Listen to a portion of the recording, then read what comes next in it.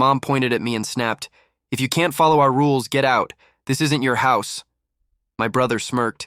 "You'd never survive alone." So I did leave. That same night, I stopped paying their rent and utilities. 3 weeks later, I got the call. "They're evicting us." I just smiled and pressed decline. Mom's voice was already echoing through the house before I even stepped inside. "If you can't follow our rules, get out. This isn't your house, John." Her finger was pointed straight at me, trembling, but not from fear, from fury. Dad slammed his coffee mug on the dining table, brown liquid splashing over old bills and unopened letters. "You've lived off us long enough. You either start doing as we say or you pack your things." Luke leaned against the counter, a smirk plastered across his face, the kind of smirk that always made me feel 10 years old again. "He wouldn't last a week out there," he said, half laughing. "He'd come crawling back before sunset." My heart was pounding, but my voice stayed calm.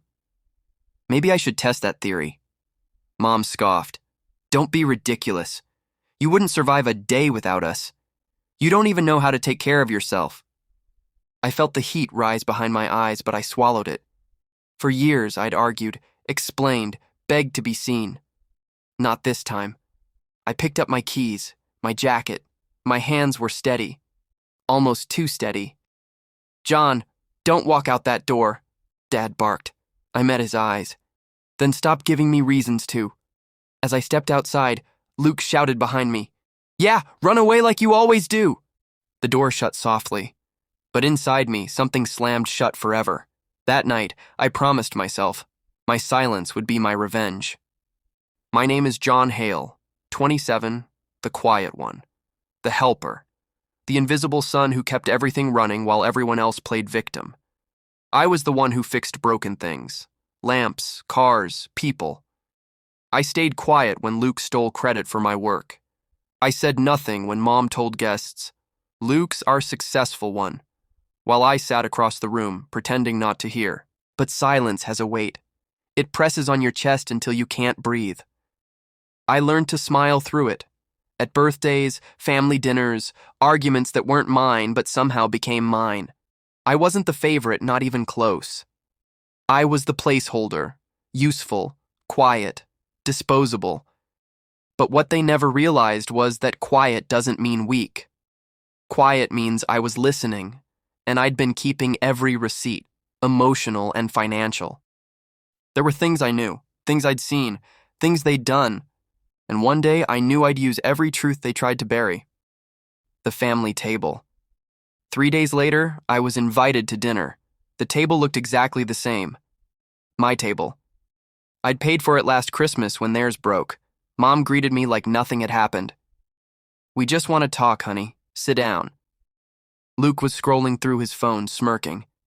Ava, my sister, had her wine glass already half empty. Dad cleared his throat. "Your brother's been going through a rough patch. He needs your help." Luke didn't even look up. "Just a small loan. 10 grand. Ava smirked. "You make enough. Don't be selfish." I leaned back in my chair. "Like the last loan? Or the one before that?" Luke's smirk faded. "You think money makes you better than us?" Mom's voice sharpened. "He's your brother, John. You should be grateful we raised you."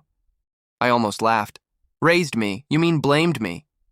Ava clicked her tongue. "God, you're so dramatic.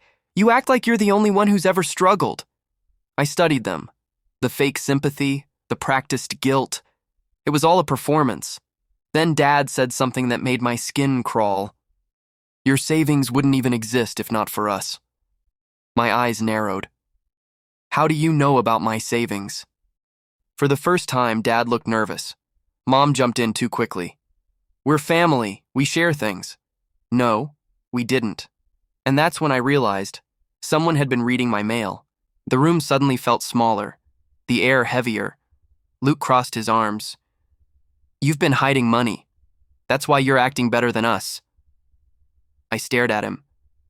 "You mean the money I earned? The money I saved after paying your debts?" Ava slammed her glass down. "Stop accusing everyone. You're paranoid." But her voice wavered. I stood slowly. "You went through my things." No one replied. Who? I asked again. Who opened my mail? Mom avoided my gaze. Dad picked up his mug again. That was answer enough. My pulse thudded in my ears. You had no right. Luke shrugged. We had every right. You live under our roof. I almost laughed at that. The irony was unreal. Our roof. They didn't even know who really owned it, but they would. Soon. The argument exploded. Luke's voice was rising, sharp, ugly. You've always been jealous. I'm the one who actually does something in this family. Like lying and borrowing? I shot back. Mom jumped between us. Stop it, both of you. Luke's been under pressure. You wouldn't understand. Of course I wouldn't, I said quietly. You never let me forget that. Dad stood, red-faced. Enough. You will respect this house. I looked around the room, the walls I'd repainted, the furniture I'd replaced, the bills I'd covered, all without credit. I met his glare. I respect what I built, not what you broke. The words hit harder than I expected. Ava snorted. You think you're some kind of martyr? You're pathetic. I turned to her, my voice steady. You forged my signature once, remember? For Luke's tuition loan. Her face drained of color. I continued, calm as ice. You want to talk about pathetic? Silence. Even Luke's grin disappeared. Then I saw Dad's hand tremble, and I understood.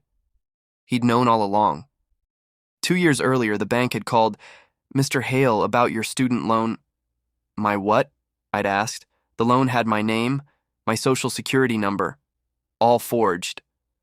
When I confronted Luke, he didn't even flinch. Your family, man. I was going to pay it back. Mom had stepped in like she always did. It's just money, John. He's your brother. Let it go. So I did. I let it go. I took another job, sold my car, paid it off quietly, because back then, I thought peace was worth the cost, but it wasn't. It was silence. And silence has interest. Later, when I found my savings nearly empty, Dad said, it was for the family emergency. I'd nodded, holding back tears. That night, I sat in my car for hours, gripping the steering wheel so hard my palms bled. The next morning, I went back to work like nothing happened, but inside, something had died. I reached into my jacket pocket and unfolded a paper, clean, official, undeniable. This, I said, placing it on the table, is the deed to this house. Mom frowned. What about it? I met her eyes. It's in my name. It has been for 3 years. Luke laughed until he realized I wasn't joking. Dad's voice broke. That's not possible. I signed those papers myself. Yeah, I said. You asked me to handle the documents because you were too busy. I just never transferred ownership back. Ava's chair scraped the floor as she stood. You tricked us. I shook my head. No, I protected myself. Mom clutched her chest. John, how could you do this to your own family? How could you? I asked softly. You stole from me for years, and I stayed. You lied, and I forgave. I was your son, not your safety net. The truth hung in the air, heavy, final. For once, no one had anything left to say. The storm broke all at once. Dad threatened lawyers. Luke cursed me. Mom cried until her voice went hoarse. I just stood there, still. When the noise finally faded, I said quietly, I gave you all my silence. Tonight, I give you the truth. Luke spat. You think you've won? I smiled faintly. No. I just stopped losing. I took out my phone, opened the app, and canceled every rent and utility payment I'd been covering for them. Within seconds, their world began to crumble. The unpaid bills, the overdue mortgage, the reality they'd ignored. Outside, the porch light flickered. Inside, the power of my silence finally spoke. I packed my things while they argued in the background, their voices blending into noise. Mom tried again. You'll regret this when we're gone. I turned to her. You've been gone for years, Mom, just not in the way you think. Ava stood in the doorway, shaking her head. You're cruel. No, I said softly. I just learned how to stop being your fool. I closed my suitcase, walked past them, and opened the door. The night air was cold, but it felt alive, clean. When I looked back, I didn't see family anymore. I saw the people I had survived. I didn't leave with hate. I left with peace and a plan to never return. 3 weeks later, my phone rang. Mom's voice cracked through tears. "They're evicting us, John, please. We don't know what to do." For a second, I closed my eyes. I could almost hear the echo of her voice from years ago. "If you can't follow our rules, get out. This isn't your house." Now it wasn't hers either. I pressed decline, not because I didn't care, but because I finally did. About myself. That night, I sat in my small apartment, brewed coffee, and watched the sunrise paint the city gold. It was quiet, peaceful, real. For the first time in years, I didn't feel small. I carried their weight for too long, I whispered to myself. Now I finally stand on my own. Sometimes freedom doesn't roar. Sometimes it just breathes. If you were in my place, would you forgive them, or would you walk away forever? Silence isn't weakness. Sometimes it's survival. Sometimes it's healing. If this story hit you, comment, share, tell your story. Your voice matters here, because somewhere out there, another John is still deciding whether to stay silent or finally speak.